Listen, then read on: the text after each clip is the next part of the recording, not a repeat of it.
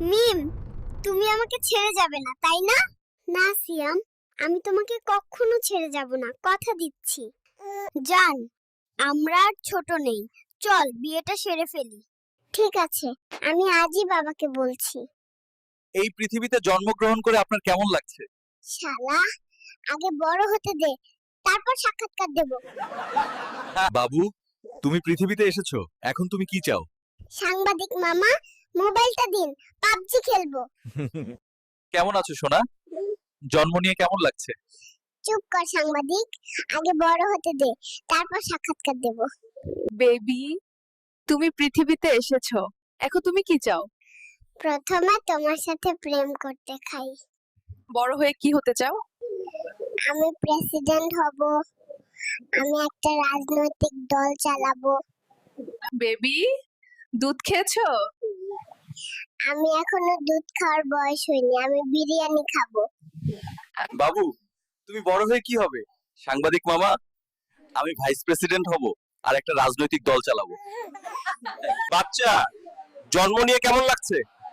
শালা, আগে বলো তোকে সাংবাদিক বানিয়েছে কে? মাতৃগর্ভ থেকে বেরিয়ে এসে কেমন লাগছে? ওহ, আপনার অনুভূতি নিজের কাছে রাখুন। আপনি কে? আর আমার মা কোথায়? আপনি বড় হয়ে কি হবেন? আমি বড় হয়ে প্রেমিক হব আর তোমার প্রেমে পড়ব। আমাদের বন্ধু মিম ও তানিয়া আমাদের সাথে প্রতারণা করেছে। তাদের সাথে ডেটিং করা আমাদের জীবনের সবচেয়ে বড় ভুল ছিল। বেবি, তুমি বড় হয়ে কি হবে? মজা, আরো সাংবাদিক চাই, আঙ্কেল। Yummy yummy. আমি ভাইস প্রেসিডেন্ট হব আর একটা রাজনৈতিক কি দল চালাবো। ঝাল, baby, what will you be when you grow কিন্তু up? কি মজা, আরো Journalist চাই, uncle, yummy yummy. I will be the vice president and run a political party. যেতে বড় হয়ে তুমি কি হবে? আমি একজন কো-প্রেসিডেন্ট হব, আমি একটি রাজনৈতিক দল চালাবো। বেবি, তোমার পরীক্ষা কবে? তোর গুষ্টি কিলাই, আমি কেবল জন্মাইছি, আগে বড় হইতে দে, তারপর পড়াশোনা। বাবু, কোথায় যাচ্ছ?